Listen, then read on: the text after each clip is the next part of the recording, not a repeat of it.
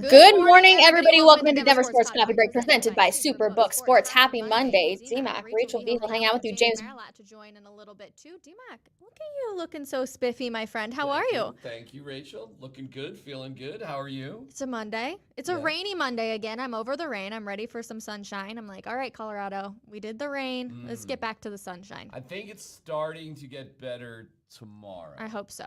Right? I hope so. Let's hope it's not rainy on our Nuggets game day, which of course we're going to get into. They are playing the game inside, though. They are, thank goodness. But it's not fun when you're leaving the arena at 11:30 and it's raining and you're like running to your car, especially. Well, all right, hold on. Let me address this first. Okay. All the games start at 6:30 from now on. Let's go. We have no more 11:30 games, nothing like that, or finishing or 8:30 starts. Thank goodness. So everything gets going a little bit earlier. I should get home before 1 a.m. You should. You Fingers crossed. Fingers crossed. Knock on some wood. You actually, this is funny. My dad texts me Saturday, and he goes, "Does D-Mac ever take a day off?" And I was like, "No, actually, he really doesn't." Because of course, on a Saturday, you were at Broncos. How was it?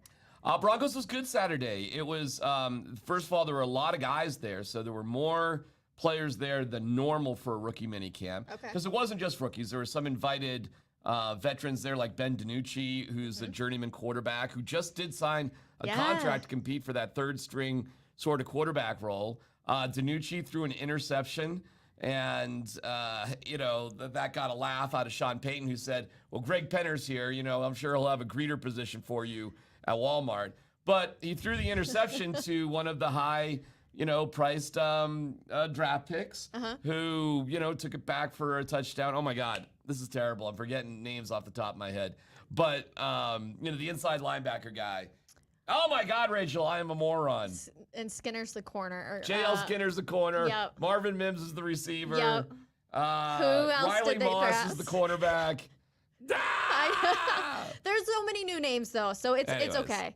Anyways, it was a nice play. We'll figure his name out here in a second. I'm on it right now. And then Drew Sanders. Drew Sanders. It'll be the last time I ever forget Drew Sanders.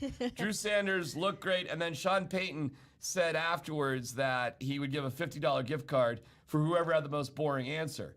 There is no doubt Drew Sanders took home that $50 gift card to Chili's. Don't spend it all in one place, young man. I want to get into that, and we'll do it later on in the show. But at the exact same time, I'm like, come on, Sean Payton. How much did you just get signed for? $50 is all you're handing out? Come on. It. Well, he's got to be careful about offering money. True. But that goes back to the old days. The old days, Bountygate. We won't ever talk about those things. Oh, no, never here. No, my goodness. Ancient history. Who impressed you the most out on Saturday?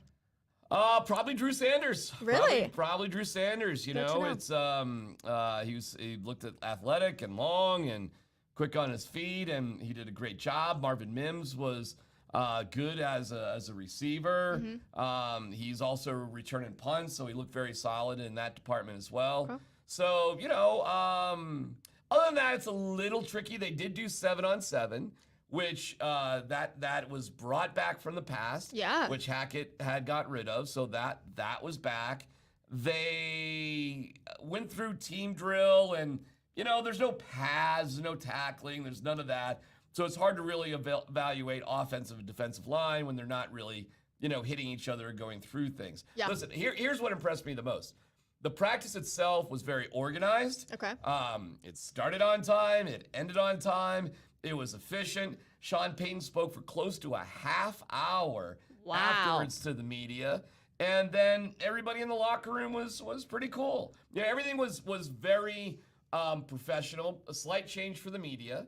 Instead of watching it from ground level near the locker room entrance, they had everybody go through the field house, which is where the workroom is. Makes sense. And then you can watch it up on the berm. Much better. Much better. You're a little bit elevated. Yeah. You can see more of the field. You're actually closer to a lot of the action. Huge improvement. So to me, I was impressed with it top to bottom. Wow. Okay. Well, that's actually nice to hear. Is it going to stay that way for the entire season? I'm assuming. I think it'll stay like that for the season. Okay. I don't exactly know what they'll do for training camp because we're in the area where all the fans would be theoretically. Yeah. So I don't know. Okay. But I thought it was an improvement. I thought it's listen, nobody cares about the Muggles, but what they did with the media room that's actually in the building is they turned it into a lounge and a game room for the players. And so there's a workroom. It's a windowless bunker in the field house. It's like the least appealing room to possibly be in. And but listen, I don't care. I don't spend a ton of time in that room anyway, so whatever they want to do is fine by me. It was great to get outside and see the logo-less. No logos on the helmets. Oh, yeah, let's get into that. Also, the number situation about how the rookies didn't get to pick their own numbers. Those have to be earned. It's not really like that. I mean, there's just so many of these guys. There's 60 of them out there. Yeah. So a lot of guys who are just never going to see the light of day, you were just given whatever number, including some current Bronco numbers they were just given. Okay. So, you are never going to see the light of day. Jeez, don't hold back, D-Mac. Well, I mean, it's a weird camp, Rachel, because there are literally guys that are just bodies. They're rookie tryouts. Yeah. So there's drafted guys. There's undrafted signed guys. There's some veteran guys that came in. And then there's another class of player who is a rookie tryout. And these are really, I mean, you have to do, I can't even imagine what you would have to do to actually make the team as a rookie tryout. I mean, think about, there's like 16 or so undrafted guys that they have signed to bonuses who they will mostly cut to, and you somehow got to beat those guys out? I mean, it's rough. I mean, really rough. But that's the way it goes. That's the NFL. That's what rookie minicamp is all about. But it was interesting that Sean Payton wanted so many of those guys. And because he had so many of those guys, up to 60 players on the field, Rachel, it really felt like not a training camp, but a regular season practice. It had the same pace. It had the same sort of feel, the same amount of people. You know, it really felt like something I would see during the regular season. Well, I mean, that's good to know. But I know Skinner, he had like tweeted that he didn't know he'd gotten that number. And of course, a drafted player you would think would know their own number, pick their own number. Well, we'll see with Skinner because he's not even practicing. He's recovering from a pectoral injury that he suffered during training. But interesting guy. He was in the locker room speaking afterwards. Now, I think Steve Atwater's the biggest safety I've ever seen in my life, okay? Skinner is bigger than Steve Atwater. He is a 6'4" to 6'5" safety, which is highly, highly unusual. He was, what was he? I think he was drafted like in the 6th round, I want to say. And there's no doubt he dropped because of his injury right before the draft. Which happens all the time. Unfortunately, it does for some guys. So you got to take a chance on a dude. But I'm like talking to him, and I'm thinking like he's a defensive end or I don't know, like a tight end. I mean, he is massive, big dude. Like Justin Simmons is pretty big at 6'3", but Simmons is kind of like tall, skinny, long. If you saw Justin Simmons in a grocery store and you didn't watch football at all, you would never know he was a football player. I don't know. I think he's something special. I mean, you know, he's a but he's just dude. I mean, he's big, but he's not like I'll give you bulky. a guy you wouldn't really know is Kareem Jackson. That's like an undersized safety. Like you really wouldn't know one way or the other with him. Yep. Well, JL Skinner definitely stands out. And we'll see. We'll see him, you know, down the road. We did get some interesting news. Looks like Javonte Williams will be coming back a lot quicker than we had thought. That's good. That's where I was going next because that was the big news. That was my entire Twitter timeline of, Javonte Williams should be back by the beginning of training camp. Yeah, so that's massive. That's awesome. That would be a quick recovery from an ACL. That'd be 9 months. So that's fast. That's really fast. So. And not just an ACL. I mean, he had his entire knee essentially had blown up. Yeah. That's probably a bad word to use, but it was brutal for him. Brutal. Absolutely brutal. Truthfully, I haven't had any knee problems. I know you've had your you've had your knee problems, but I just can't imagine coming back and playing such a difficult position of running back after dealing with something. Only 9 months. That's like unheard of, I feel like, in the NFL. Yeah, it's we wish the best for him. We knock on wood for him. It seemed like do you think we'll actually see him? Well, I mean, you know, I don't think these things get said by the coach by accident. You know, I think they're hopeful. I mean, we're still a couple of months away from it, so I suppose anything can happen. I'm not gonna necessarily hold them to it. If he eases back in, if it doesn't happen right away, hey, no problem by me. Yeah. You know, because he's an important player, he's a great player, and whatever they can do to get him to full speed whenever they can, again, fine by me. No rush for Javonte Williams. You got Samaje Perine. I'm slow on these names, Ray, so forgive me, but there's a new undrafted guy that they like, Jaleel McLaughlin, I think. And he, you know, there's always, like, we talked about this because you were asking me about Kareem Hunt, and I said, well, listen, there'll be a guy, a new it guy.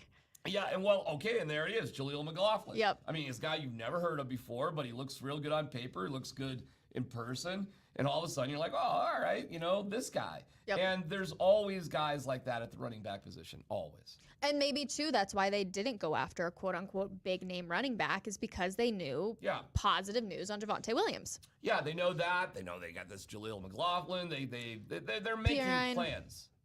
I'm excited for Perine. I feel like not a lot of people are on that bandwagon. I'm on it. I'm like, all right, let's see it. I think we're probably going to see – my guess is Javonte Williams is not going – well, I don't think he'll ever be 100% again, which is a whole nother conversation. And, of course, you just wish them well. But I think we're actually going to see more 50-50 than what we're expecting. Okay. I'll be happy. Sure. Well, I mean, and most people don't like the whole, like, split back. Oh, I don't care about any of that. I'm not one of those guys. I'm not that's not me. I look at running backs in terms of total carries, total production. Who's got the hot hand, run with them. Whatever you want to do. You know, so I look at the end of the day, I don't care what guy has, 14 carries and what guy has 9 carries. 4, 9. Okay, 23 carries. What'd you get? What'd you average per carry? Did you score? Do you fumble the ball? To me, the NFL is all about, a dual threat running back. There are freak shows. Yeah. Derrick Henry is like a freak show. Yep. They exist out there, but they're fewer and fewer and fewer. And I don't think it's and what you really want is to find these running backs who are dynamic, doing a bunch of different things. Yeah. Where you find like a Christian McCaffrey and Deebo Samuel, where you can do multiple things at once. And I think you've got somebody like that with Perine. I think you got somebody like that with Javonte Williams. Yep. And we'll be fine in that department. The thing you can't do is fumble the ball. You can't give the ball away, and that's been the major problem here for the past couple of years. Could you imagine? Oh my gosh. We all know Melvin Gordon is probably one of the most hated Broncos of all time. Would you actually put him as the top? Hated Broncos of all time? No, like Dale Carter's like more hated, but he's up there. He's in the conversation. Yeah. I mean, nobody's more hated than like Josh McDaniels. But we're talking player. Melvin Gordon by far. Melvin Gordon is hated. By a mile is like a villain.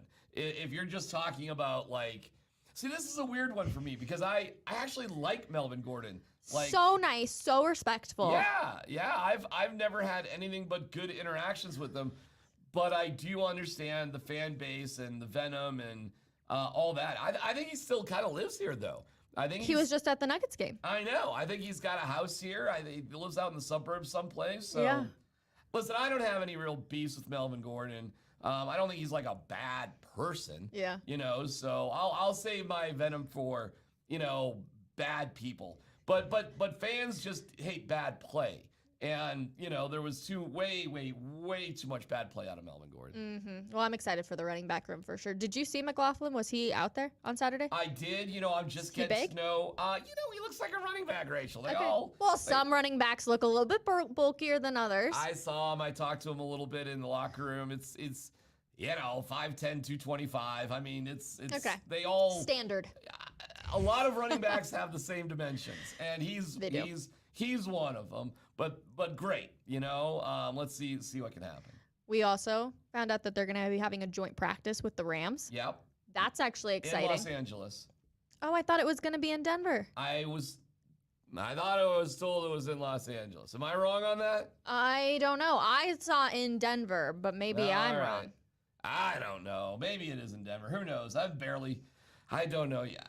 It was all new to me, Rachel. Let's see. Jake on the back end. Can you please look up if the quote says in Denver or in Los Angeles? Because I am intrigued by that. But one way or another, I actually like the practice against the Rams. I feel like it'll be quote unquote even competition for a practice. It certainly makes sense. They keep it all in the family when it's the family of Walmart between Penner and you know Stan. what? I didn't put that together until right now. Yeah.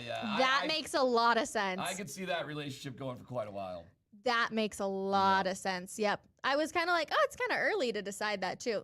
Nope, it was just a family dinner conversation. Can be. I mean, you can make arrangements with whoever you want with stuff like that, whether you play them in preseason or not. But that the Rams make a lot of sense for the Broncos. I mean, it's a Western team. It's non-conference. You don't see them in the regular season. Yeah. You go to LA, you go to Denver, go to the Phoenix. I mean, no big deal. Yeah. Travel-wise. So, yeah, that makes a lot of sense to me. Is there anything else that you took away from Saturday? Let's see. We got no logos. We got Sean Payton. Sean-splaining. So, we've seen examples of Sean-splaining, like with Russell Wilson, right? Yep. It's like, hey, that's a basketball, and Same with Greg Penner at the Avalanche game. Yeah. We get a lot of hand movements. That's called a hockey puck right there. So you get a lot of that with Sean Payton. Okay. You get a lot of him, thoughtful with his answers and kind of going on at length about things. Yeah. And it's cool. He can be however he wants. But the reason why I like Sean-splaining, he does it. And he was doing it on the field. Like, even though the assistant coaches more or less run the drills, he will Sean-splain whatever's going on to whoever is standing next to him. Okay. So if you get in his world, if you ever have dinner with him, he goes, all right, Rachel, let me tell you about a salad. Salad is tomato, cucumber, and some lettuce. Now you get to choose what dressing you put on it. Perfect. I said Sean Payton would go into Home Depot and explain to the guy how to cut a 2x4. You want to start here, and make you want sure to it's here. lined up perfectly. Measure twice, cut once. So, but this is who he is. I'm not saying that's a negative. I'm saying that there's a certain ego that comes with that. I think that's clear, but that's fine because when you look around the field, it's easy to see who's in charge. Okay. It is not complicated. You get it instantly. He sets the tone for practice. He did it a couple of different times at a couple of moments where it was him explaining what was going on, how to go through things, and then, you let the rest of the coaches do their work. So Sean-splaining is a thing. It's easy to spot because he's got all the hand gestures going on too. Yeah. But again, this is not a bad thing. This is a good thing. This is somebody who is in charge. And I feel that's what the Broncos have been missing for quite a few years. From VJ to Fangio to Hackett, you had 3 coaches in a row who were their first-time head coaches who really were just trying to figure it out. And what made it complicated, in each of those cases, there were other coaches out there who had been head coaches previously. True. What was it like seeing VJ? That's not the case with Sean. What was it like seeing VJ? VJ was not there. His daughter was graduating from USC, and he was attending her graduation from USC. So congratulations to VJ's family and his daughter. That's getting into and graduating from USC is a big deal. Yeah. And so good for them. So he was not there. Okay. The game against the Rams is here, so we would guess it's here. Okay. All right. Well, there you go. That would make a little bit of sense, obviously. All right. Well, we have to talk about Embiid, of course, but we have to bring in James Merilatt to talk about Embiid because the 76ers were eliminated. Of course, the MVP this year.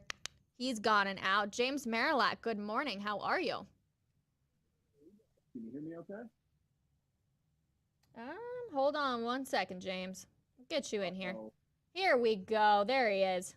What's up, James? Can you hear me? Yeah, you sound a little bit like you're underwater, but I got you. If you want. Take them out. Say, screw the AirPods. They never seem to work anyways. We spend so much money on them, and they never work. Morning, guys. Good morning. Let's see if that gets any better. Talk again for me, James. Okay. Could you have me? We're going to have you refresh. A little tough. Bring it back in. All right, there he goes, everybody. We'll give him just a quick second. You never know. Technology. It never Technology ever is fails. wonderful. It's so fun to deal with. It's so amazing. It really, really Oh, is. it's the best. Let's talk about the 76ers, though. Okay. Let's break it down. Embiid eliminated from the playoffs. MVP. We're going to get to his comments post-game here in just a quick second. But when you really look at this whole situation, did they just absolutely flop on voting who the correct MVP Yeah, should they be? blew Take it. yourself out of Denver, okay? Yeah. I need you to remove the Denver Nuggets focal that we all have. Did they absolutely blow it? Yeah, they absolutely blew it. The thing that was held against Jokic was, oh, what has he done? And it's a regular season award, so it really shouldn't matter. Yeah. But it meant so much to Embiid. He was campaigning for it. He was so emotional in getting it. And if you're the best player in basketball, you play like Jokic does during the playoffs. You don't fold like a card table in Game 7. And then unbelievably throw your entire team under the bus except for James Harden. I mean, talk about like a moment you would never, ever, ever see from Jokic. And I mean, what a collapse. I mean, they had a lead on the Celtics. I think they were outscored 28-3. Yep. They lost the game by a mile. I mean, they collapsed. They had Game 6 to close at home. They lose 6. They have a lead in 7. They lose in 7.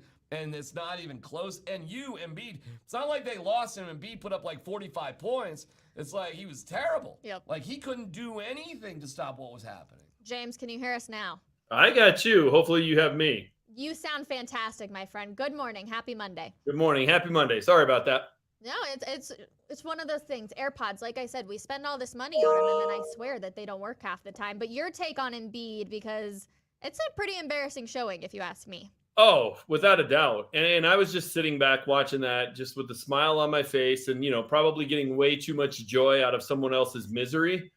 But if they had the MVP vote today instead of a month ago, I think Jokic would be the unanimous winner. And I think the only person who might steal some of his votes was Jason Tatum. He was incredible yesterday. Embiid was not good in the playoffs, not good in this series. Honestly, the Sixers' best win was a game he didn't even play, Game 1 against the Celtics. So, Jokic has been fantastic. And as I wrote about today at denversports.com, if he leads the Nuggets to a title, he already has a resume in terms of personal accolades that's better than anybody else in the history of this state. Nobody's won 2 MVPs. If he wins a title with this team, with a grand total of 0 other all-stars around him, he will be the greatest professional athlete in the history of the state. John Elway. Nope. Wow. John had TD. He had Shannon Sharp. He had all this. He had Steve Atwater. He had great players on that team. He had Mike Shanahan as his head coach, who should be in the Hall of Fame. John Elway, maybe off the field was a bigger deal. But in terms of on the field, on the court, on the ice, Jokic has got a better resume. He accomplished something more incredible. Michaela Schifrin. Well, now we're talking an individual sport. That's I don't know. That's apples and oranges. So you're saying team sport athlete? Well, and you got to. When's the last time any of us went and watched Michaela Schifrin? I don't care. It doesn't matter when we watched her. It matters how good she is. Oh. I'm just trying to figure out what your argument is. You're All saying right. greatest Colorado Nuggets, Avs, Broncos, Rockies. All right. Major Colorado Mammoth, sport. The Denver Dynamite, the Colorado Caribou, the Crush, all those. So he's better than John Dutton. Yeah. John was pretty accomplished, but yeah. Champion.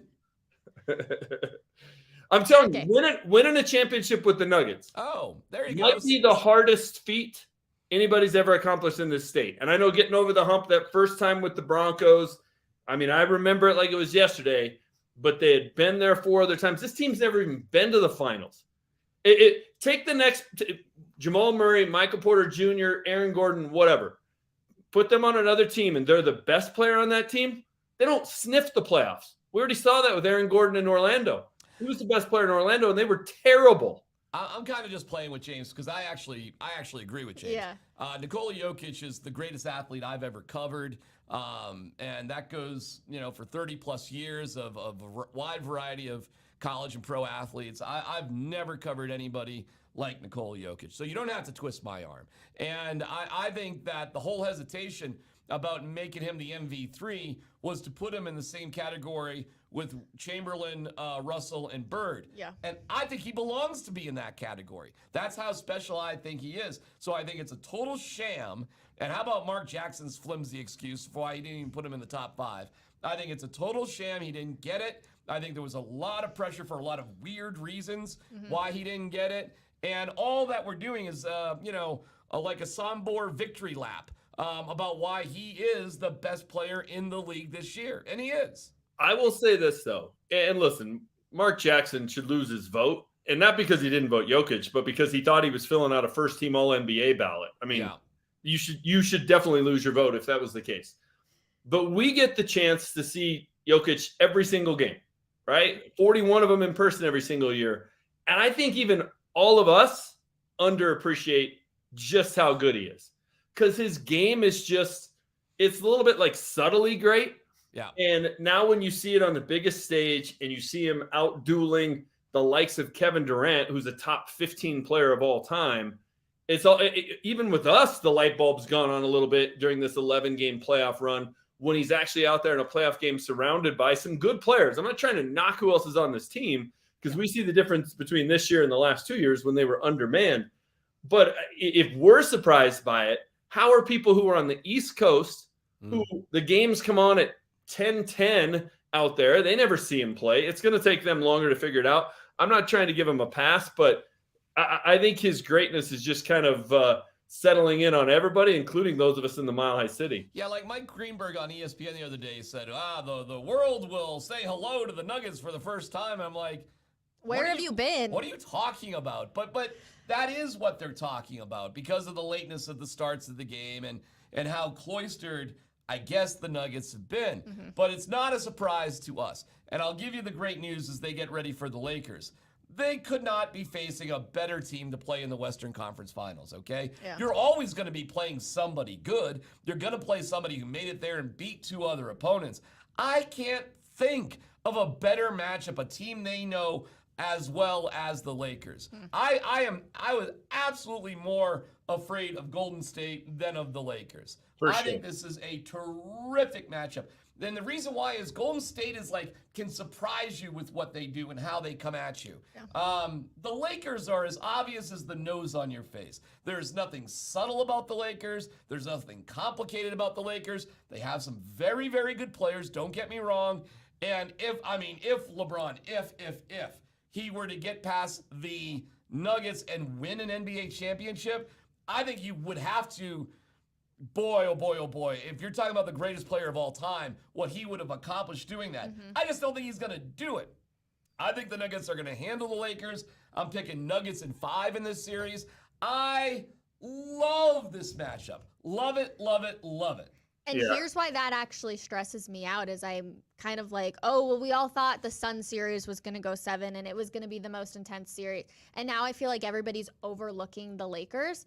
And that makes me a little nervous because when you tend to overlook a team, that's when bad things can happen. Well, the NBA community is rooting for the Lakers. Well, obviously. I'm kind of worried about Ball Arena on Tuesday night, I won't lie. Oh, no. Oh, it'll be – have you seen the ticket prices?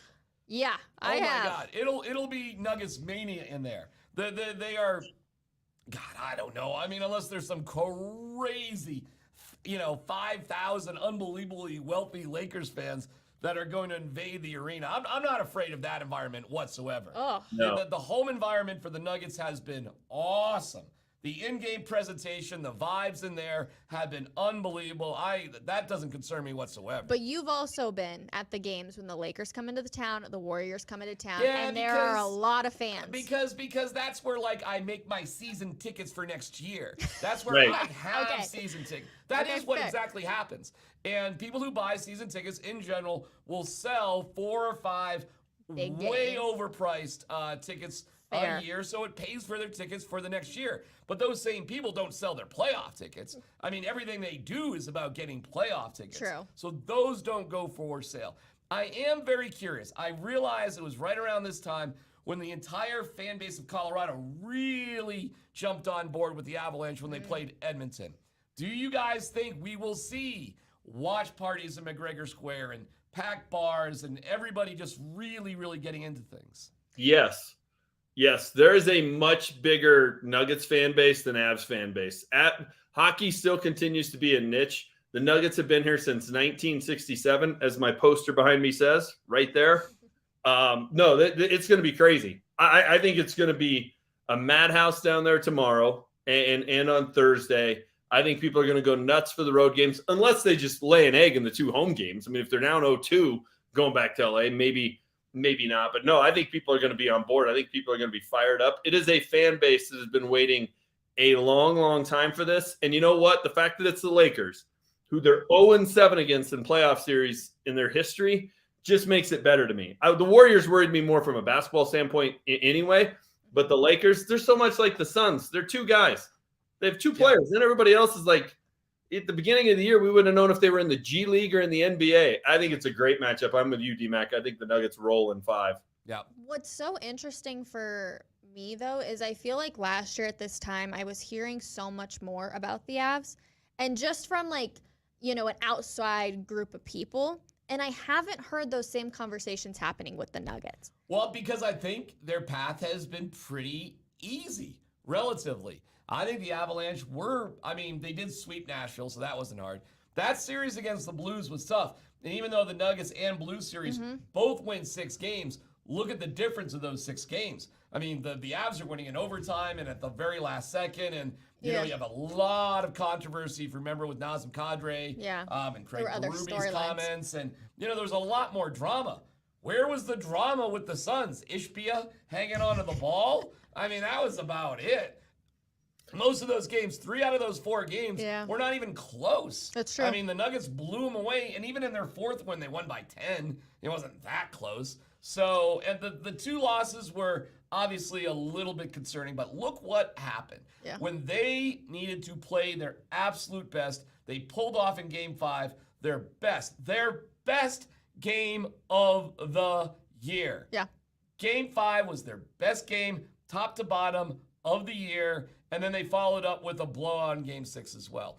They reached the ceiling at the most important time to reach that ceiling. Yeah. And that's why it just does not feel quite as emotional or crazy like it did with the Avs. With the Avs, Game 6 was one when Darren Helm banged off a puck off the boards with like a second left to go in Game 6 to on the road and craziness, and you know, it was just different. Those intense moments compared to what we've just seen of quote-unquote blowouts. Very. I hate to use that word because you hope it doesn't happen. I mean, you hope it happens, but you hope it doesn't happen to you where you get blown out. I think if you want to make a comparison, I think the Nuggets are going to handle things against the Lakers like the Avs did against the Oilers. I hope so. I think they're basically going to dominate. I mean, maybe a couple of the games will be a little bit close. Yeah. But I think they're going to handle themselves. And then in the Stanley Cup final against the Lightning, okay, they were good, really good. That was a battle, and I think you're going to see Boston in the final too. And I think that's going to be a really tough test. And then D-Mac and I are going on a road trip. Well, hopefully. Wait, where's the invite? Wait, come on out. We're staying at the McKee's house. 32 Island Park in Ipswich. Okay. Come on down. Sign me up. Everybody. Everybody's just crashing at D-Mac's parents' house. Everybody hanging out in an 850 square foot stucco home stuck up Well, against the if they marsh. make it to the NBA Finals, which it would be an upset if they don't, and they've never been there before, and just the popularity of the NBA over the NHL, that's just the reality of it. Most people don't know what icing is and all the rest of it. We're all kind of jumping on board and being pretend fans and enjoying the ride. It's going to be crazy. It's going to be nuts. So you just watch, Rachel. You may not think there's mania, but you watch. The next month is going to be crazy. Listen, I'm totally here for Mania. I'm not saying that I'm not here. It's just I typically don't bring up sports when I'm like hanging around people because, you know, we all talk about it. Like if somebody wants to talk sports, I'll allow them to bring it up with me. And I just feel like I haven't had like a bunch of those conversations like I did last year. I'm here for the Mania. I'm here for a hopeful parade at the end of June. I'm just saying I feel like those conversations aren't coming to me as much as they did last year. Yeah, I was at a Mother's Day thing for my mother-in-law, who's wonderful. And my sister-in-law and her boyfriend were there. And my wife and my older son were there for 5 hours. The Nuggets did not get brought up one time. Not once. Now listen. They're not a big sports. Believe it or not, in my life, my other family hates sports. Like that hate sports, but they don't pay attention. Yeah. Like it's just not that big of a deal. So I don't say much around those folks. You know, I'm pretty quiet. But I was surprised. I was surprised that just out of common courtesy and conversation, not once in 5 hours did anybody That's even say what anything. I'm saying. That's what I'm saying. I hear about it all the time, but here's another thing. If I went down to a coffee shop today and asked 10 people, have you ever heard of LeBron James and Anthony Davis? They're all going to say yes. Get in a time machine and go back to the Western Conference Final last year and said, do you know who Connor McDavid and Draisaitl? I don't even remember his first name. Everybody was like, who the heck is that? Edmonton? No, find Edmonton on a map. Find LA on a map. Right? Jack Nicholson's going to be there. All the stars are going to be there. Buckle up, folks. It's gonna be a heck of a ride. Yeah, it is, and part of it too is because the timing of the games. Again, we go to the timing of the games. These games are going to be consumable by everybody now. They're going to be talked about by everybody now. The celebrities are going to be out for the AL.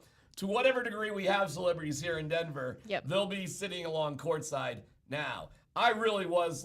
I saw $14,000 a ticket for two primo, feet on the floor center court tickets that were on the secondary market. Who are the celebrities we need to get out there? We got what? Jake Jabs. How about Deion Sanders? That's what I was gonna say. Prime would be great. I don't think we're gonna see him until the finals, if they make it, of course. So like non-athlete celebrities, non-sport celebrities in Colorado. Will Sierra make an appearance? She was at a Miami Heat game. Well, these are the games to be at. Yeah. I mean, these are your Hollywood. Yeah, it's a good question. Like, how many times can that, one singer there that sings that song, the Dylan I Doug? think we're going to see him mostly, obviously. Is Dylan Doug still a celebrity?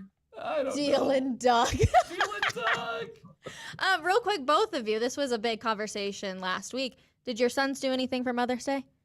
My sons were good. My older son sacrificed his entire day yesterday to be with his mom and his grandmom, which was good. So spent all day with him yesterday. He lives in downtown Denver. My younger son played it well. His timing was good. He went in for the call, and the call was good. Then he called like 5 hours later asking for money for something. So during the Mother's Day call, it was just all about that. Nice. They both reached out to their grandparents. I'm lucky. My wife is an amazing woman, and she doesn't ask for much. So we kept it super simple and just hung out together. And she said she loved it. So I'll take her word for it. I mean, if that was my Father's Day present, I'd want a refund. But she said she loved it. No Rockies tickets needed. James, what did your kids do for Mother's Day? Or what did you do? They're still young. They made a 15-minute video about their mom. Wow. Oh, my gosh. Wow. Yeah. Damn. It was quite the production with like an opening scene and credits, and it was very well done, very impressive. And it was. Are we gonna have one of the Marillac kids working here soon, and he's gonna help us with all of our video stuff? My oldest is the one who put it together, and he's 17, so he's better at all that stuff obviously than I am. So it was really good, and it was like the right mix of like funny, poking fun, and then sentimental and sweet, and they did a really nice job on it. They detailed her car. It was good. Wow. Yeah. I am kind of sorry we didn't go to the Rockies game because I would have loved to see the showdown between Bird and Harper. And the Rockies are a little sneaky right now, aren't they? Mm-hmm. They're a little freaking sneaky. I don't know if they're gonna claw back up to 500 or not, but they've been very competitive. Yeah. And I loved it. And then it was so funny about Harper, like, you're a lousy organization. Y'all know it. You don't want to fill in the blank there? What's that? You don't want to fill in the blank? No, I mean, I think there was some other more colorful language that might have included mothers. But, it was all just, listen, I'm like, okay, all right, Rockies, get a little feisty. You know, I mean, Bryce, I get it. I know who you are, but your team just lost 4-0. How about what is going on in St. Louis with Nolan Arenado? Oh. Complete meltdown there. He's Meltdown playing Central. terrible. They are definitely worse than the Rockies. Yep. I mean, keep that going. And I heard rumors that he wants out of St. Louis now. Oh, which is, shocking. I mean, yeah, right, of Oh. course. That was everybody else's fault. As soon as it gets bad, you bail. But can you imagine? I mean, this is really incredible. I love this. If the Rockies do nothing but actually have a better season than the Cardinals, you know, I mean, I'd rather them win and be more successful in the playoffs, but I'll take that as a minor victory lap. I'll tell you what, and kids start getting out of school here in the next couple of weeks, and that's when, it's easier to go down there. The weather's better, trying to keep them entertained. If they're still like at least hanging around and just not so far down in the standings, that will be a gift. And then it'll be time for, DMAC, you watch him, Jake, people who actually following this team, to give us the clue of like, all right, well, what are the 5 things to go watch and look for down there? Because let's be honest, we've all kind of tuned out when it comes to the Rockies for the most part, but good for them. They're fixing to make it interesting, at least make it worth going down to Coors Field, which would be nice. I didn't think that would be the case. I do feel bad for Ryan Feltner. It's the most nightmare of all nightmare scenarios. He has a skull fracture on a comebacker that was hit at him. That is just like, oh yeah. It always seems like the ball barely misses a pitcher when that happens, but this time it didn't. So definitely good thoughts, good vibes towards Feltner, and hopefully a good recovery. That is so scary. Those uniforms, the license plate uniforms, those are terrible. They're awful. They just don't play well on TV at all. I've been trying to grow to like them. I think they're better with the white pants than the green pants, but in general, they're just kind of lousy. Period. It's a team that needs a makeover entirely. Their logo is so 1993. It's very dated. It's like, I was going to say, can we really be mad at Bryce Harper for his comments? Because, and if you haven't seen it, I'm not mad at him. Please go. Bryce Harper's my favorite player in Major League Baseball. Him and oh my God. Me and the names. Otani. Oh, my 2 favorite players in baseball are Otani and Bryce Harper. Yeah. I love Bryce Harper. But I love the fact that the Rockies had a guy with Bird, who I don't know really much about, who is able to match his fire. And I'll give you this. I will say this.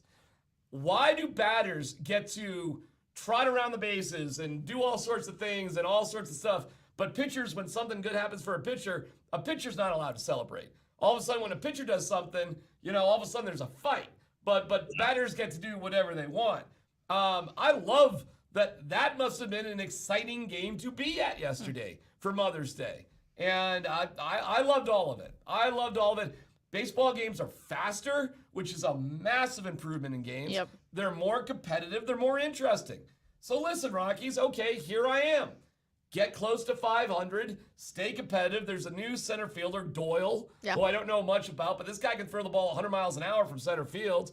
And so let's get to know some of these. Tovar, the young shortstop, is interesting at the least. So, yeah, maybe it is time for a total makeover. And not that I don't love Charlie Blackmon, but the era of the Charlie Blackmon Rockies is clearly over. And it's time for, get to know young guys. And by the way, they are Major League Baseball players. They don't stink. They're not awful. They just got to be better more often. But it's not like they're bad players. All right. Well, people in the comments are still having fun with James's article, so I want to get back to it. The roast or toast to everybody in the comments. You let us know if you agree or disagree with James that if Jokic wins a title, he is the greatest team. We'll go team athlete of all time here in Colorado, because I'm getting a lot of people who are like, Elway went to 5 Super Bowls, won 2. Jokic isn't even close. I'm trying to read some other ones. A lot of people are just saying Elway. Sure, that's the easy default answer, but Elway, he lost 3 Super Bowls. He won 1 MVP. During most of his career, he was never considered the best quarterback. It was Dan Marino early. It was Joe Montana during a lot of those times. It was Brett Favre. Like, those were the guys that were putting up big numbers or winning multiple Super Bowls or winning multiple MVPs. Like, he won 1 MVP. It was in the strike short in 1987 season. That's it. That was it. So, and he didn't get over the hump till he had an MVP caliber running back behind him and a Hall of Fame worthy coach. So I'm not trying to knock Elway. He's right now, he's the guy. But what he accomplished, look at all the Hall of Famers on that Super Bowl 32 and Super Bowl 33 team.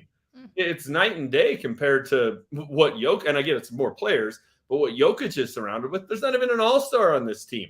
And he's got to go beat the all-time leading scorer in NBA history on his way to get into the finals, and may have to go knock off the Celtics, one of the most storied franchises in all of professional sports. It would be a bigger accomplishment. Trust me. You get into some weird, tricky conversations here, because was John Elway even a better quarterback than Peyton Manning, who was also here too? You could have that legitimate argument, but what are we talking about? What you mean to Colorado? I mean, your longevity here, legacy in the state. Yeah, and then you get into some, you could talk about Joe Sakic in this conversation too. By the way, yeah, you could bring him up and what he's done. So, but when he won it, he had Patrick Waugh, he had Peter Forsberg, another MVP winner, right? Like, he had another MVP on the ice with him while he was doing it. Makar and McKinnon, right? They're both probably bound for the Hall of Fame. They had each other. McKinnon's been in a finalist for the Hart Trophy multiple times. Makar's a Norris winner, a Conn Smythe winner. Like, they just the Avs teams that have won titles were loaded. This Nuggets team is balanced and deep, but are they loaded? It's not a super. Well, all right, hold on, though. I mean, every single starter, including Bruce Brown, so they do go 6 players deep who are high-quality starters. Aaron Gordon, Jamal Murray, Michael Porter Jr., Kentavious Caldwell-Pope, Bruce Brown, those are all legitimate starters on the vast majority of teams in the NBA. Yeah, but I think one of the point James is making is if you went into Miami right now and you were like, who's Bruce Brown? People are going to be like, nobody knows. Who the hell knows? And D-Mac. Yeah, that's and not my fault. I mean, Bruce Brown's a legitimate NBA starter. If Jamal Murray was the best player on an NBA team, they're in the lottery. If Michael Porter Jr. is the best player on a team, they're in the lottery. We've already seen that with Aaron Gordon. He was the best player in Orlando, and they were terrible. Again, I'm not even trying to argue with James on this, because look at who the Nuggets got rid of and what they did. Yeah. Look what Will Barton did this year on 2 teams. Look at what Monte Morris did with Washington, like virtually nothing. Look what these other, who is the little guy we had there from South America? What a joke. Faco Campazzo. I mean, what the hell was that? I mean, really, that guy played a lot.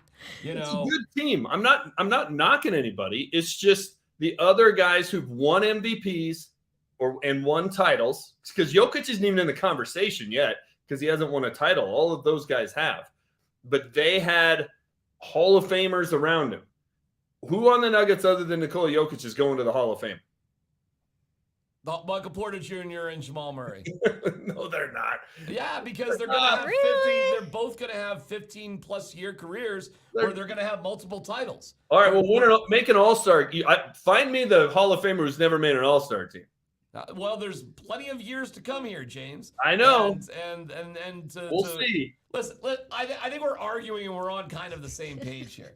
I project there's more burgeoning superstars with the Nuggets. So when I say superstar, I'm projecting what I think we're going to see and who they are in their essence. Whether they have the credentials now or not, it kind of doesn't matter, because on your way up, you accomplish things on your way up. And that's what I think Jamal Murray, Michael Porter Jr., Aaron Gordon has turned his game around. I mean, he may make the Hall of Fame based off defense at the end of his career. Seriously. And don't forget this, too. The NBA Hall of Fame is not the hardest Hall of Fame to get into. It's probably the easiest Hall of Fame to get into. They let everybody. It's not even the NBA Hall of Fame. It's the Basketball Hall of Fame. Yeah. So it's a little bit different. But your point is, Jokic does more with less than any other superstar athlete. And with that, I'm going to agree with you, because we knew with Elway in those 2 Super Bowl years, we knew there were Hall of Famers on that team. We did, for sure, 100%. We knew with the Joe Sakic, it was obvious about Ray Bork, right? But, we could project Peter Forsberg and Patrick Waugh. And then they had some other really, really, really good guys like Adam Foote. and Chris Drury, those sort of guys. Yep. So that was sort of easy to see as well. Listen, I get it with Jokic. He's the best. He got jobbed on the MV3. The comment by Embiid throwing his teammates under the bus. You want to talk about ungracious. I mean, that is unreal. The fact that he didn't come out and take full ownership on his own shoulders, I mean, you got enough there, my man. You were winning 3-2. You had a home game, okay? You got James Harden, who's an unbelievable player. You had plenty to get past the Celtics when you were already up 3-2. And you throw your teammates under the bus? I mean, wow. That was a trip. Well, let's go ahead and listen to the comments from Embiid, because yes, it is definitely a trip. We got the chance to win, but it's going to take more than us. We all got to look at ourselves. I got to be better, and I will be better. That's what I'm focused on. All of us, we got to come back and find ways to just keep improving and help the team. You can't win alone. I can't win alone.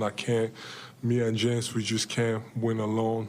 That's why basketball is played 5-on-5. So, we just need everybody to just, try to keep finding ways to get better, and, we'll be fine. Wow. We can't win alone. I know. Isn't that just crazy? That's crazy. We can't win alone. What a Think comment. about the teams Jokic tried to win with the last 2 years, and you never heard a word even remotely close to that. And it would have been 100% true if he said it. I'm trying to win with Austin Rivers. I mean, you never would have heard it. Never would have heard it. It's brutal. I was shocked that he did it, and I hope he enjoys watching Jokic in the Western Conference Finals. And I hope the MVP campaign was congratulations. Was worth it. Hey, listen, I got news for everybody. Nightmare scenario. There's no reason Jokic for next year and the year after and the year after that won't repeat this same exact performance. What exactly is going to stop him? Knock on wood for health, right? Yep. But outside of injury, what do you think? He's going to go down? He's going to be less than? He's only going to get better. His touch around the basket will be better. His low post moves will be better. His outside shooting will be better. Yeah. He's in the prime of his career, and he should have been the MVP again. He has another 3, maybe even 4 more years, which is stunning, of being the absolute top guy. So here we are, Nuggets fans. If we were ever going to be on some sort of dynasty run, here we go. And it starts with the Lakers. Love it. Couldn't be better. All right, I want to have a little fun because we're obviously all in the media. We get the typical generic answer, like Sean Payton said, about giving a $50 gift card. So I want to hit on this just a little bit and have a little bit of fun because you both have, I'm sure, have gotten a ton of generic answers before in your careers here. So I'm going to ask you both a question. I want you to try and give me the most generic answer. All right. And we'll let everybody in the comments decide, and I'll buy one of you a cup of coffee. Or James, we'll call it even because you still owe me a cup of coffee. All right, D-Mac. Yes. You get drafted in the 2nd round. Congratulations. What sport? Football. Football, okay. You got just drafted by the Denver Broncos. Congratulations. What are you most excited about? Being part of the team.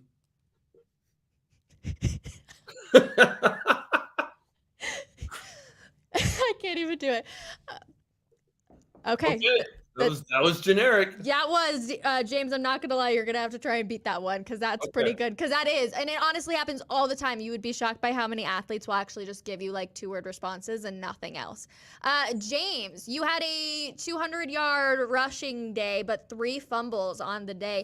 How would you? Wow. How would you evaluate your performance today? It was some ups and downs, some good and some bad. You just gotta, take it as it comes. And I just, thankfully my teammates were there to pick me up and help me get through that. Fair enough. Okay, well, I'm gonna let everybody in the comments decide because you guys. I think D-Mac wins. I was ready for some more. Do you want me to keep going to you? Hell yeah. This is for a yes or no question. Okay. What? We can do the Embiid answers. That'd probably be more funny. Throw them under the bus. Throw the teammates under the Oh, bus. let's try that one. Let's try Go that. ahead, please. Can you James Marilat today, 200 yards rushing, but 3 fumbles, 1 in the end zone. Can you talk about his performance today? Yeah, listen, man. I mean, you just can't have that. You know, it's something. And I watch him in practice, and he barely looks like he's paying attention. And I'm like, dude, at least know what the plays are. And so it's one thing because he's got all this stupid natural talent. He ran for 200 yards, but you can't trust the dude. I can't trust the dude to get DoorDash, and we lived together during training camp. You know, he would screw it up. He wouldn't know what apartment to send it to. I mean, it's the truth of the matter. He's just dumb. He's just dumb. So he's got all sorts of talent, but the guy's an idiot. Listen, I could never see a player actually saying that, though. Could you imagine? Now ask James something about me. What position do you want to be, D-Mac? I'll be the quarterback. He just got drafted in the 2nd round. Okay. Yeah, I just got drafted in the 2nd round. I'm Marvin Mims. Junior. James Marilat, Marvin Mims Jr., a stud in college, 2nd round. What do you like most about his play that you've seen so far here at minicamp? Not a thing. I mean, honestly, I didn't even know he was out there today. I don't remember watching him play at Oklahoma. Never heard a conversation about him throughout the entire season. And now we're acting like he's going to come in here and be the second coming. He just was another guy. Might as well have just – thankfully, he had Mims on his helmet. Otherwise, I had no idea who he was. He's just – I feel like we need to change this. If you were Riley Moss, who's a cornerback, covering Mims, that would be an awesome answer. That would be fantastic. That would be. You guys, we also have to talk about John Morant, because the original gun video obviously had surfaced here after the loss. And then we see another one, and he's now suspended. And a lot of people are saying, yeah, you have this amazing opportunity at hand. Don't go blow it by continuing to do stupid things. And yet here we are, suspended for who knows how long. He's a spoiled brat, unfortunately. There's something about how he was brought up that just didn't connect. And it sucks, but there's just something missing with him. He obviously has a degree of probably being spoiled, being brought up, and he probably has some sort of mental health issue that he can't separate right from wrong, and that's complicated. So I don't know what you do with him. His talent is ridiculous. I mean, he is one of the most talented guys in the NBA. So I doubt they cut him or release him or anything like that. But I think the problems with John Morant likely are somewhat similar with the issues of Val Nichushkin, where you just make repeated bad decisions. Like, you can't help your instincts, and it just puts you in a really bad spot. So I don't know what's going on. I'll assume he's not a bad person, but that he just has issues that he has a hard time understanding how to be an adult with, for whatever reason. I thought Bill Simmons hit the nail on the head yesterday when he tweeted, "I've lost all faith in 96-hour rehabs in Florida," right? Like, it was a joke the first time around that was what they had him go do. The suspension was a joke. The Glendale police here in town didn't do anything about it. And so when you give a guy a slap on the wrist, he's not going to learn his lesson. And even now, the Grizzlies suspended him. Mm-hmm. Well, who gives a blank? They've been out of the playoffs for 2 weeks. Like, they suspended him from what? He can't go to make charity appearances and do those kind of things. Like, I just don't get it. So I think to some extent it's the byproduct of, entitling great players and letting them get away with things that the rest of us wouldn't get away with.